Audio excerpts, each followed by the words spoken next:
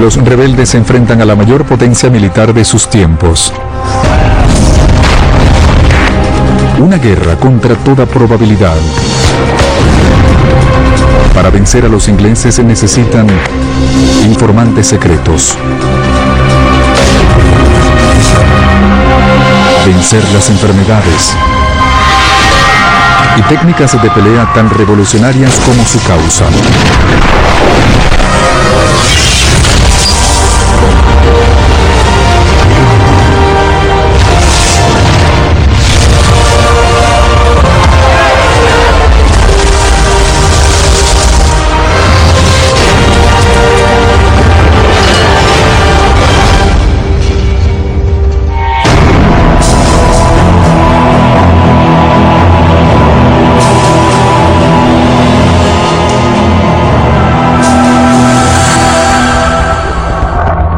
La ciudad de Nueva York, la entrada a Estados Unidos.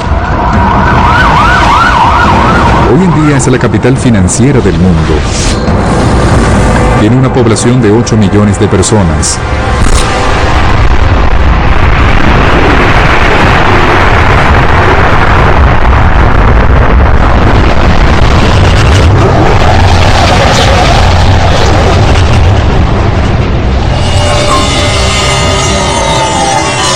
Pero en junio de 1776 era una ciudad de solo 20.000 personas.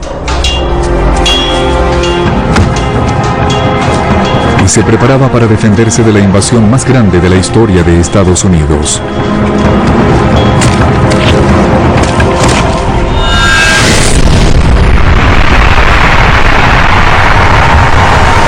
A 5 kilómetros al norte de Wall Street, donde hoy la calle 23 se cruza con la avenida Lexington, los rebeldes preparan trincheras para defender Nueva York en Kips Bay. El comandante en jefe del ejército rebelde es el general George Washington, quien ya ha conseguido sacar al ejército inglés de Boston en una victoria sorpresiva contra una fuerza superior.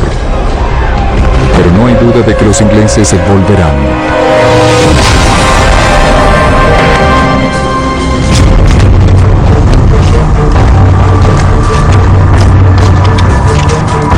Se acerca el momento, del cual depende el éxito de este ejército y la seguridad de nuestro país herido.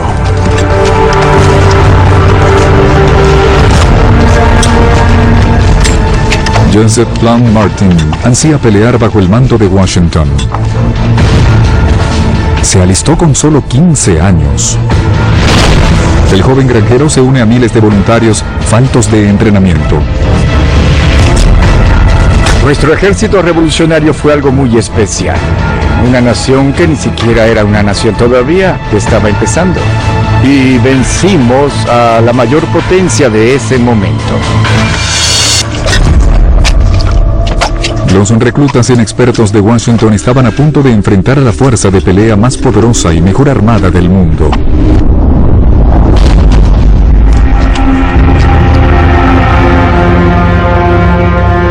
El 29 de junio, 45 buques de guerra británicos se agruparon a unos cuantos kilómetros de la isla de Manhattan.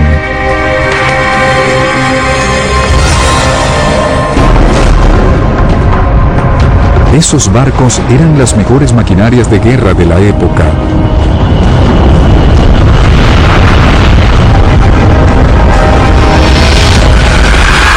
Fueron construidos con la madera de más de 2.000 árboles centenarios.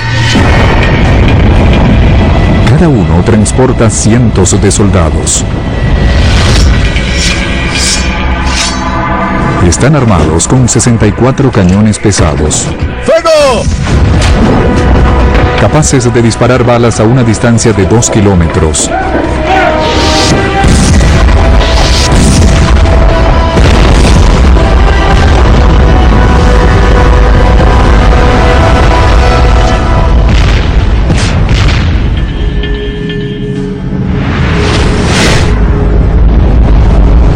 Otros 350 buques están en camino para unirse a estos. El plan de los británicos es atemorizar a los rebeldes hasta someterlos. Pero Los rebeldes están decididos a resistir. El 2 de julio organizan una reunión de emergencia en Filadelfia. 50 delegados de las 13 colonias llevan a cabo una sesión de la asamblea recientemente formada, el Congreso Continental. La lista de delegados incluye a radicales como Ben Franklin, Thomas Jefferson y John Adams. Discuten sobre la total independencia de Gran Bretaña, nada menos que alta traición, que es castigada con la muerte. Estamos en medio de una revolución, la más completa en la historia del mundo. Es el nacimiento de la democracia en Estados Unidos. Es de esperarse que se derrame mucha sangre para obtenerla. Algunos delegados creen que los rebeldes no tienen oportunidad de ganar. Estamos a punto de afrontar una tormenta, a bordo de un barco de papel.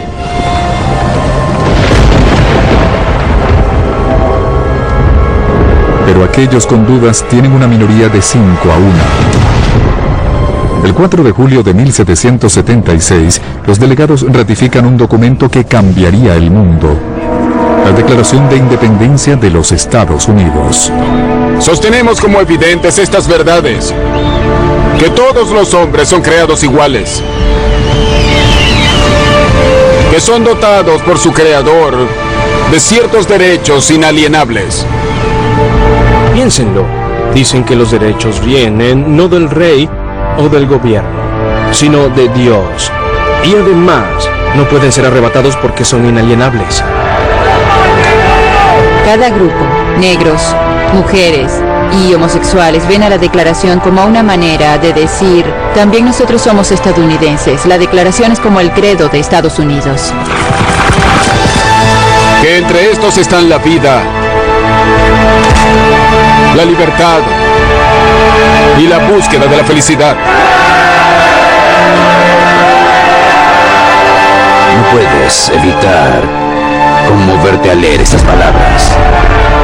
Sientes la emoción de estar en la cúspide de algo muy profundo. Podemos ser libres.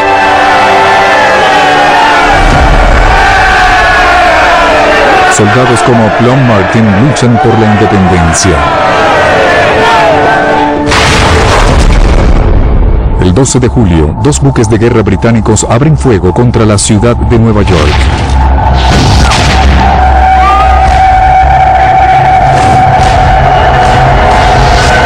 Debió ser una sorpresa, porque hasta ese momento Nueva York había sido una ciudad muy tranquila, una ciudad de negocios. Contaba con muchas personas que apoyaban a los rebeldes, pero también había personas que eran aún leales al rey. Un mes más tarde, Joseph Reed, secretario de George Washington, observa cómo la flota inglesa se aproxima en masa a Nueva York.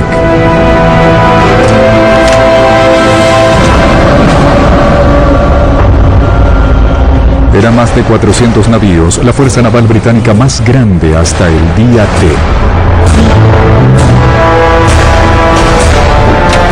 32.000 tropas británicas se preparan para tomar Manhattan por asalto. Doblan en número a los rebeldes.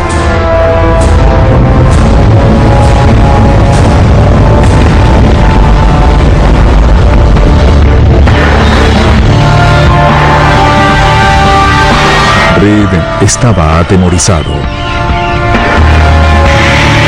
Cuando vi esa prodigiosa flota, no pude evitar quedar pasmado por el hecho de que hubiera pueblos dispuestos a viajar casi 5.000 kilómetros, haciendo grandes gastos y corriendo muchos riesgos para poder saquear, robar y destruir a otro pueblo que se rehúsa a poner sus vidas y su fortuna a sus pies. La ciudad de Nueva York no experimentará un ataque como ese hasta el 11 de septiembre de 2001.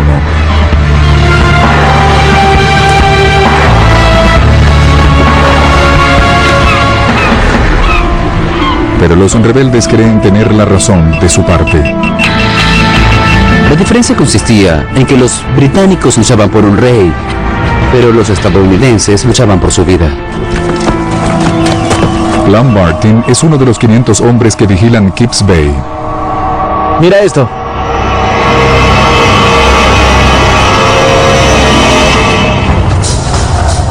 La primera imagen que invadió nuestros ojos fue la vista de 4 naves, ancladas a una distancia de un disparo de mosquete de nosotros.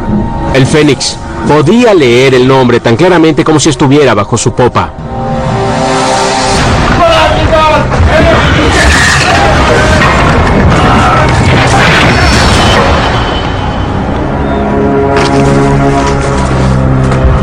El ataque ha comenzado.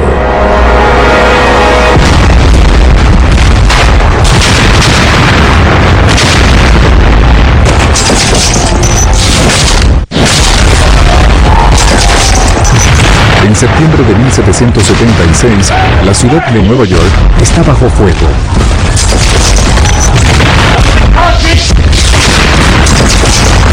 ¡Fuego!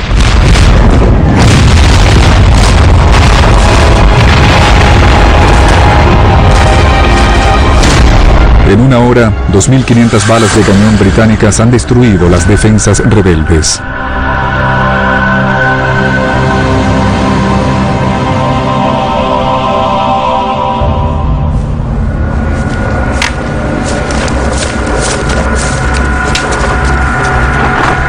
$4,000 tropas británicas irrumpen en Manhattan. Un soldado británico tenía un promedio de 6 veces más experiencia de combate que un recluta rebelde.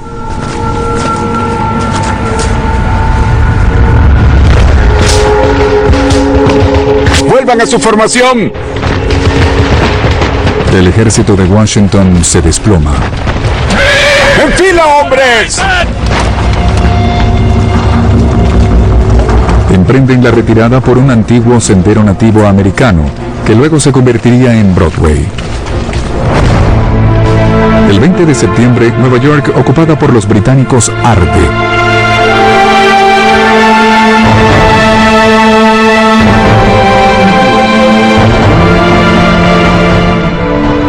Nadie sabe quién inició el incendio, pero en 2 días, este destruye la 1/4 parte de la ciudad.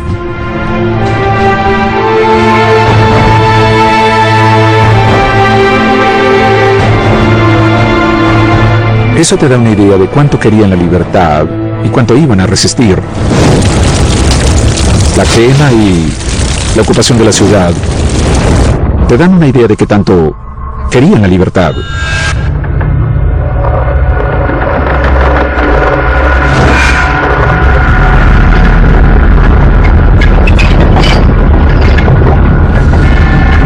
Miles de rebeldes son llevados al puerto de la ciudad como prisioneros de guerra.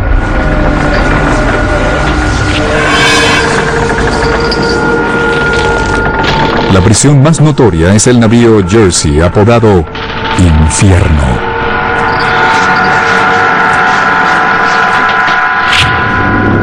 Un prisionero fugitivo, Robert Sheffield, relata la terrible experiencia. El aire estaba tan viciado que a veces no era posible mantener las lámparas encendidas. Debido a esto, pasaban por alto los cadáveres hasta luego de 10 días. 9 de cada 10 prisioneros murieron. Hay un monumento en Brooklyn en memoria de todos aquellos que murieron en las prisiones británicas en el puerto de Nueva York. Fueron miles de estadounidenses. 12,000 prisioneros murieron en esos barcos, 3 veces más que los que murieron en batalla.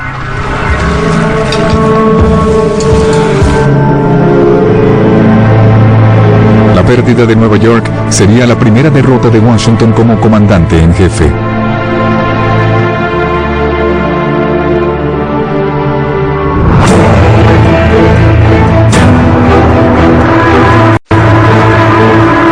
Contra terribles pronósticos, lleva la batalla tierra adentro.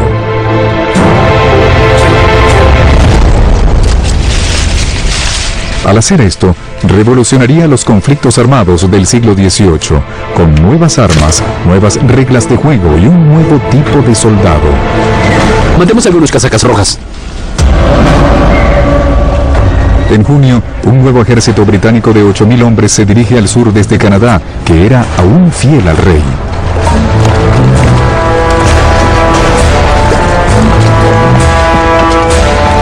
Los lidera el general John Burgoyne, uno de los mejores oficiales de caballería del ejército británico.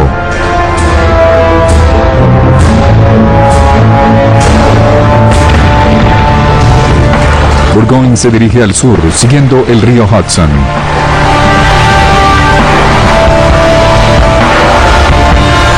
Su ejército es como una ciudad ambulante.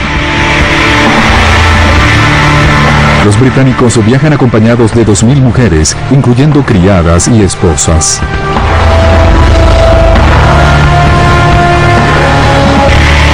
...200 carretas de provisiones llevan 84 toneladas de pólvora y balas de mosquete. También vajillas de plata y porcelana para las comidas de los oficiales. El plan de Burgoyne es sencillo.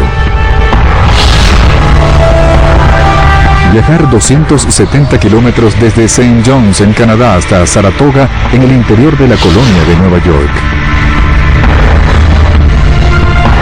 En ese punto se reuniría con el victorioso ejército británico en la ciudad de Nueva York para así dividir las colonias en dos. Pero desde el inicio el avance de Burgoyne está lleno de dificultades. El problema era que estaban en una campaña de contrainsurgencia, en la que su paso por esas tierras y sus ofensas contra los granjeros les creaban enemigos donde quiera que iban. Washington recurre a tácticas prácticamente desconocidas en Europa. La guerrilla,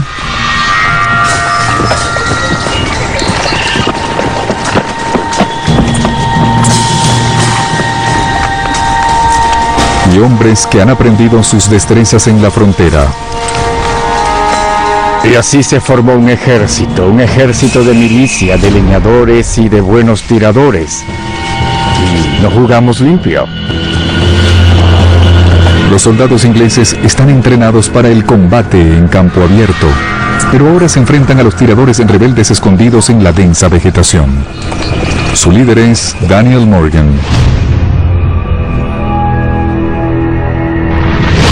quien ha sido elegido por Washington para ser el coronel de un grupo élite de 500 tiradores. Fue un hombre que se hizo a sí mismo, y aunque no fue a una buena escuela, era inteligente, rudo y estaba listo y ansioso por asumir el reto llegado el momento. Era el hombre perfecto en el momento perfecto. La ruta de Burgoyne los lleva a través del bosque espeso.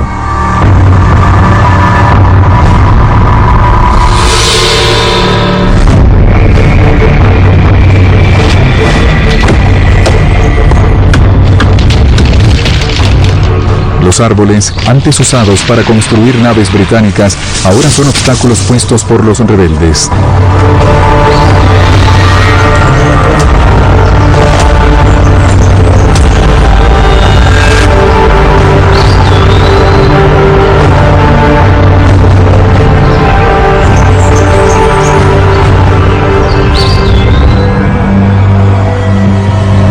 Los británicos se convierten en una presa fácil cuando comienzan a bajar el ritmo recorriendo poco más de 1,5 kilómetros en un día. La marcha ha sido un calvario que duró 6 semanas.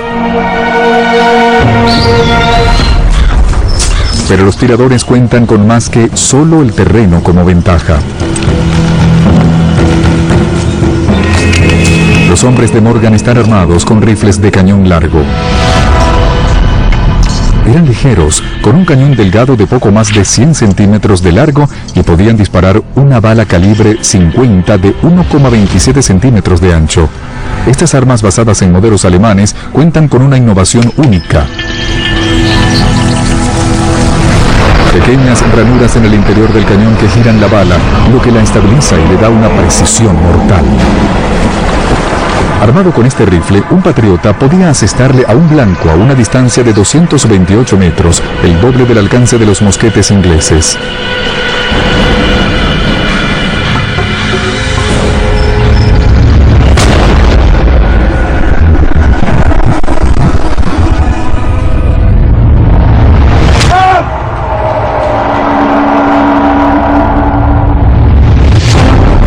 Morgan elimina a los exploradores nativos americanos de Burgoyne primero.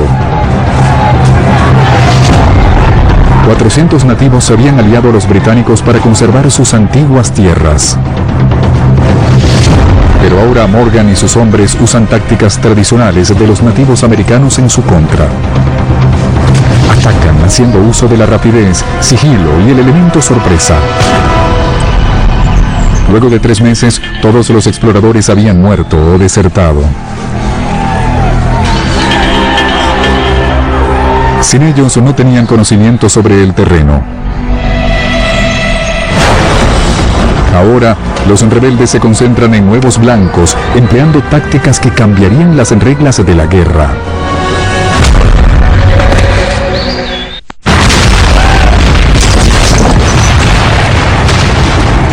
En 1777, la guerra por la independencia de los Estados Unidos entra en su segundo año. Nueva York y muchas otras partes de las 13 colonias están en manos de los británicos. Ahora, el objetivo de los rebeldes metidos en la selva es el ejército de John Burgoyne.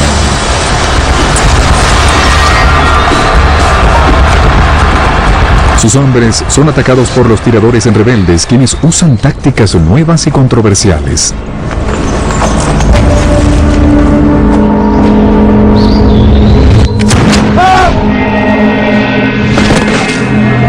Los dos ejércitos se encuentran cerca de Saratoga. En ese punto, los rebeldes rompen las reglas de los conflictos armados del siglo XVIII. Sus blancos son los oficiales británicos. El plan consiste en dejar a los soldados de infantería sin líder. Los oficiales eran los más cultos. Entendían la línea de comunicación, entendían cuáles eran las órdenes.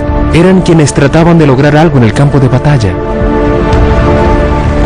Del regimiento 53 de los británicos, 10 de sus 11 oficiales son heridos o asesinados.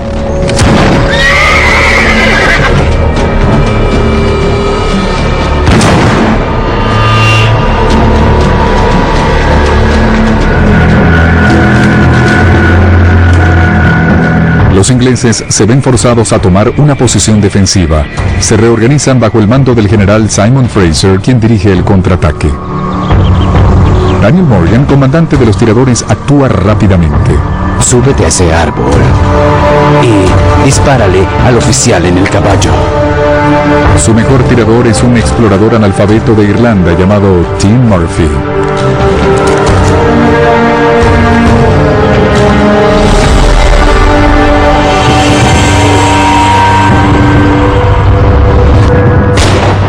Con el primer disparo falla. ¡A la izquierda! Con el segundo, roza el caballo de Fraser. ¡Muy arriba! ¡Vamos! ¡Recarga! ¡Mátalo!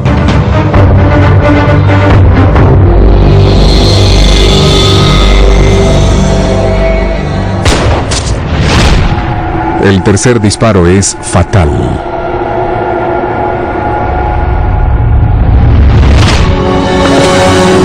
Podría decirse que quienquiera que disparó la bala que mató a Simon Fraser aportó tanto como cualquier padre fundador a la independencia de Estados Unidos.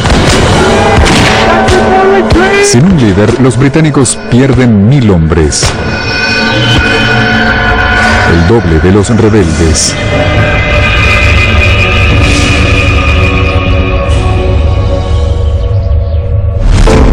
El 17 de octubre de 1777, el general Burgoyne se rinde. Es un momento decisivo. Esta victoria ha convencido al más grande rival de Inglaterra, Francia, de unirse a la guerra y pelear junto a los estadounidenses. La flota francesa obliga a los británicos a pelear en 2 frentes, tierra y mar.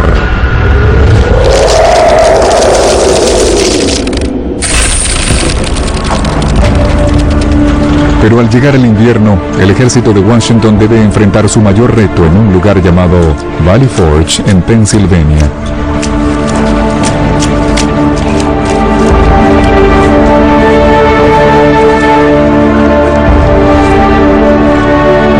Sus hombres construyen 900 chozas en solo 40 días, pero no cuentan con los recursos necesarios.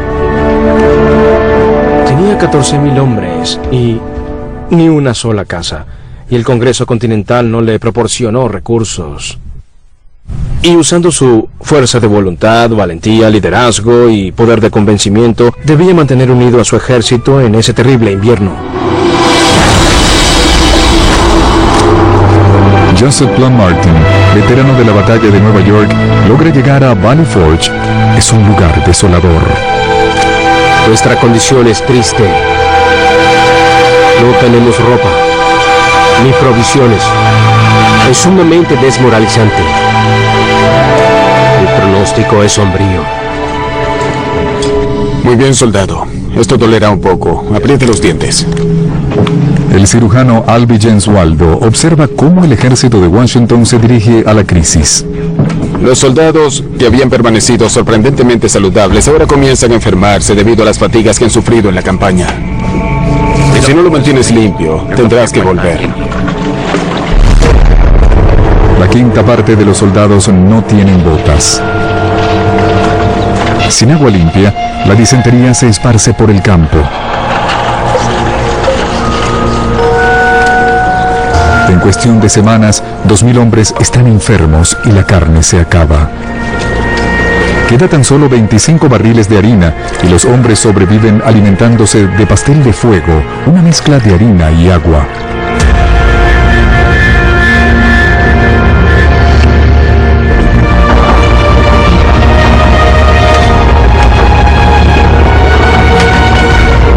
El 60% de los reclutas son presidiarios, esclavos liberados e inmigrantes. Mantener unido a ese ejército indisciplinado se convierte en la gran prueba al liderazgo de Washington.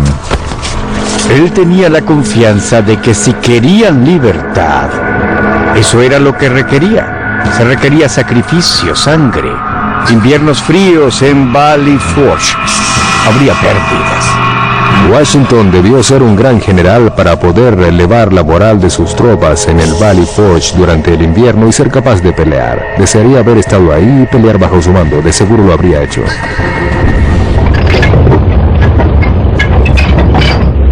Pero el ejército de Washington se enfrentaría a un enemigo más peligroso que el frío o los británicos: la viruela. La revolución coincide con la peor epidemia de viruela de la historia de los Estados Unidos. El virus mortal se esparce a través de los barcos británicos de prisioneros. Aislados del virus por generaciones, los colonos americanos tenían poca resistencia al virus y no había cura. Las víctimas se llenan de llagas y ampollas. El virus viaja a través de la sangre, invadiendo y matando células sanas, y en el proceso produce más virus. 4 de cada 10 víctimas moría.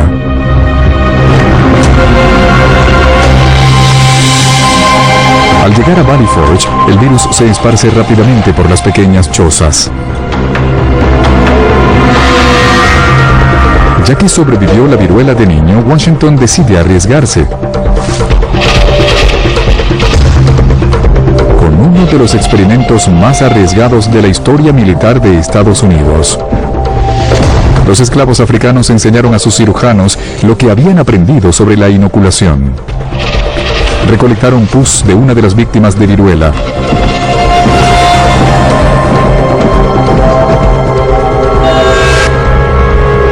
Y untaron el virus sobre la piel cortada de pacientes sanos. La inoculación propaga la infección, pero a un ritmo más lento. Una semana luego de la exposición, las células blancas de la víctima crean anticuerpos. Estos atacan y matan el virus antes de su propagación. Pero se trata de una peligrosa carrera contra el tiempo. Para sobrevivir, el sistema inmune del paciente debe ser más rápido que el virus o este se descontrolará. Uno de cada 50 pacientes inoculados morirá.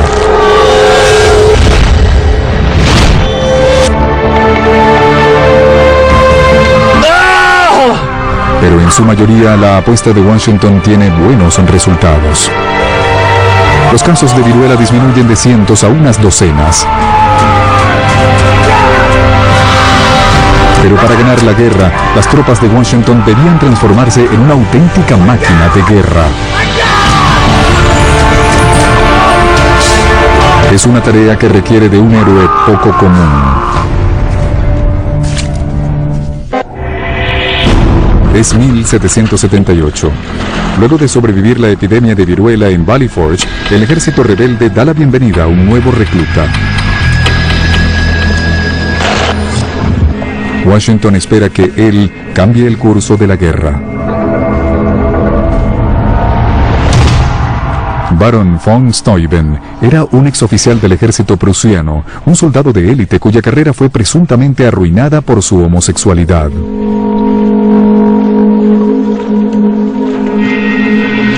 Washington lo convierte en uno de los hombres más poderosos bajo su mando.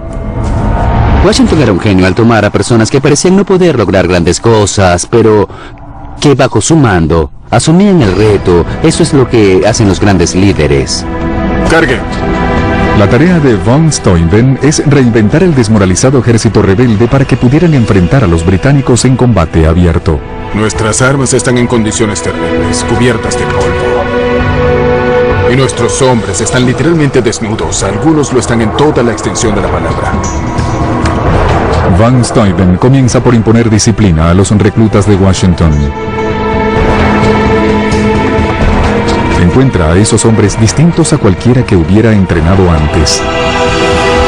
La genialidad de esta nación no puede compararse con la de Prusia o Austria o Francia, donde le dices al soldado haz esto y lo hace.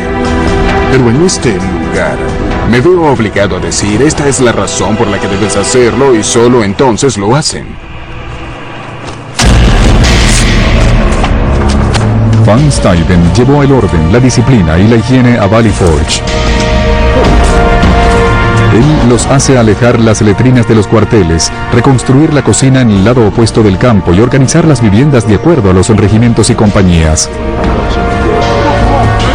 También ha escrito un manual de entrenamiento, partes del cual son usadas hoy en día por el ejército estadounidense. ¡Más rápido! ¡Vamos!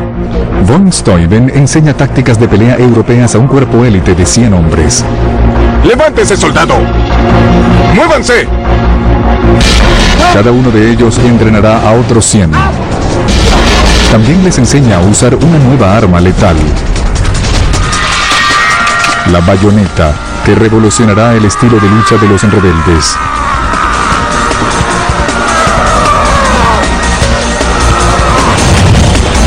Al añadir un puñal al rifle, es posible luchar mano a mano sin necesidad de recargar el arma. Pero quizás lo más importante de todo es que von Steuben ha inspirado un nuevo espíritu en los rebeldes. Se habla mucho sobre las armas y sobre cómo ciertas armas pueden cambiar la guerra, y eso es totalmente cierto. Pero la mejor de todas las armas está aquí arriba. Hombres como Clon Martin saldrán de Valley Forge convertidos en hábiles asesinos. Mientras ellos entrenan, otra guerra secreta ha comenzado en la Nueva York ocupada por los británicos. Aquí, una red de espías ha estado pasando información a los rebeldes.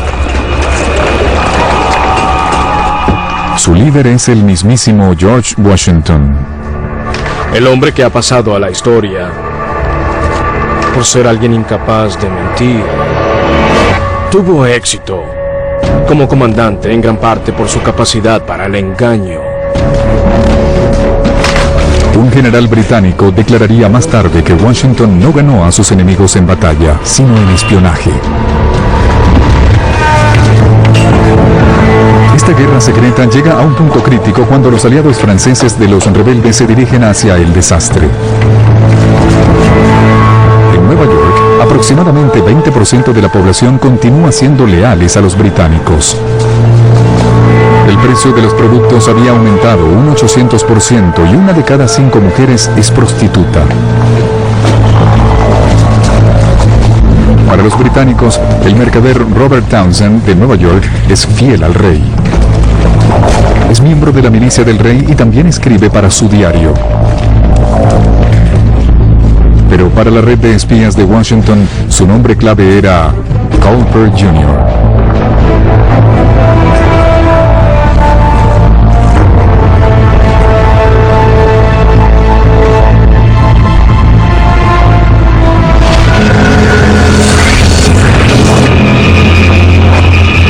En julio de 17 1781, rondaban los rumores por Nueva York. Una flota francesa ha sido avistada cerca de Rhode Island. Corre la noticia de que los británicos planeaban enviar naves de guerra desde Nueva York para un ataque sorpresa.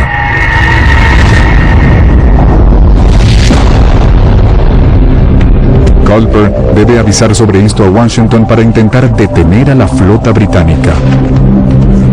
Los espías usaban tinta invisible, una fórmula avanzada y desconocida por los británicos, hecha con ácido gálico, que solo revelaba su contenido cuando el papel era frotado con sulfato de hierro.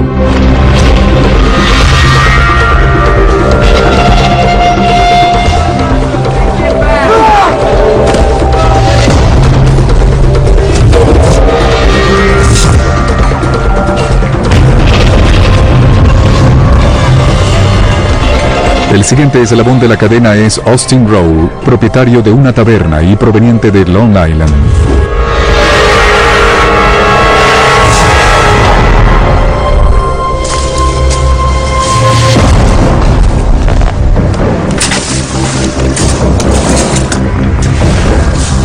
Su contacto, Abraham Woodhull, recoge el mensaje y lo entierra en un lugar secreto.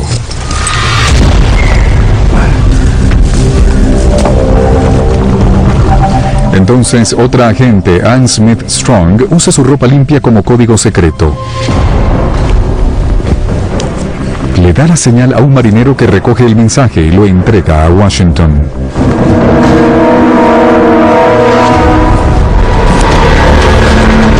La respuesta de Washington es la movilización de sus tropas en dirección a Nueva York, como amenaza a la ciudad, obligando así a los británicos a quedarse en el puerto de Nueva York.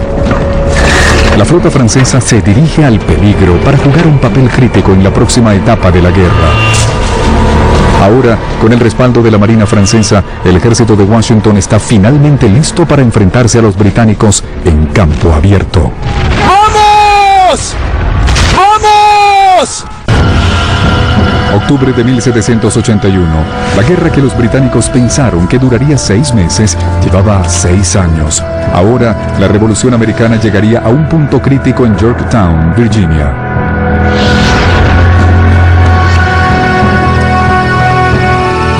El ahora sargento Plum Martin espera en trincheras junto con otros 8,000 soldados rebeldes la señal para atacar.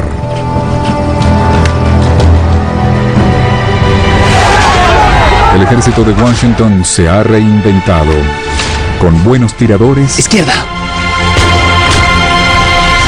con entrenamiento, disciplina y armas nuevas. Y con una red de espías que salvó a la flota francesa, consiguiendo así dominio en el mar para los rebeldes. Lo que queda del ejército inglés permanece sitiado en Yorktown. Atrapados en la ciudad, los ingleses esperan refuerzos. Pero en Gran Bretaña la guerra es poco popular y ocasiona grandes gastos. Es un caso de resistir ante cada acción de los británicos hasta que eventualmente se cansaban y se daban cuenta de que sería eterno. Era la oportunidad de Washington de terminar la guerra con un golpe decisivo. Estaba comprometido con la idea de ser autosuficiente, de que Estados Unidos era un sueño y que la única manera de alcanzar el sueño era hacerse presente, sacar lo mejor del momento y no detenerse hasta hacer realidad ese sueño. Plum Martin es uno de los primeros en subir a la cima. Ve con Dios.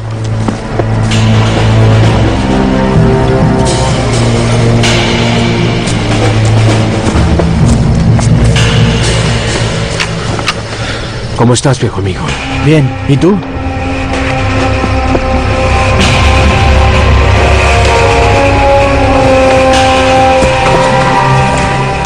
Voy a ver.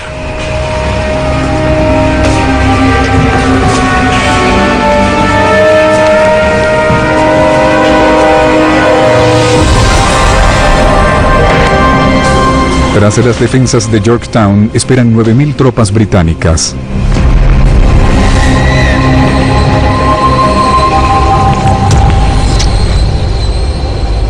están protegidos por una serie de cañones periféricos llamados Redoubt. El 14 de octubre solo quedaban 2. Si son capturados y sus armas entregadas en Yorktown, los británicos se verían forzados a rendirse. ¿Qué hay ahí? Es hora.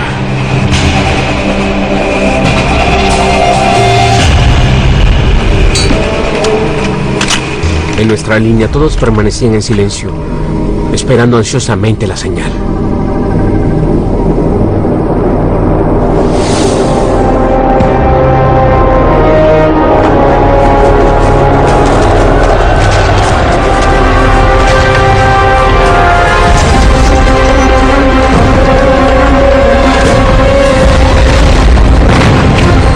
Los rebeldes atravesaron 92 metros hacia la línea inglesa bajo fuego enemigo y granadas de mano.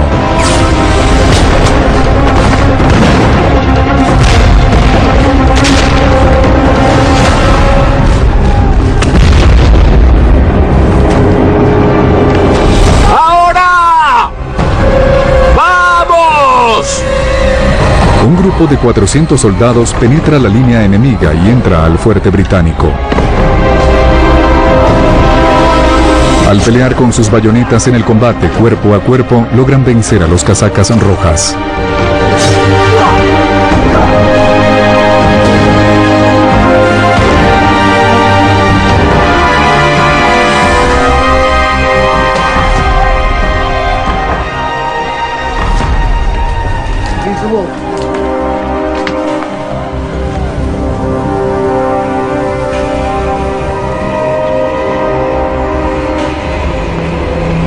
Inmediatamente después del combate, fui a ver qué había pasado con mi amigo herido.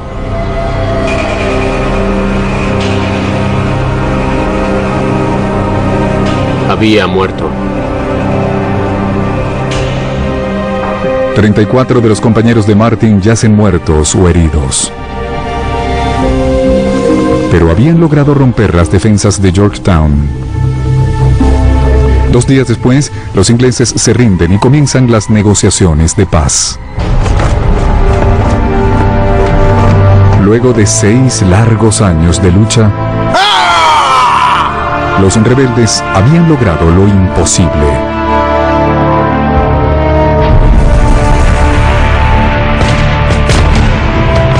Estados Unidos fue el único país en ganar su independencia de los británicos en guerra.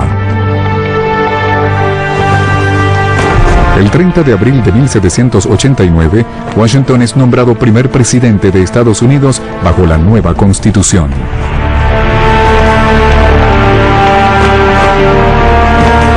Pero la libertad tiene un precio. Más de 25,000 hombres perdieron la vida en la batalla por la independencia. Pero ha nacido una nueva nación.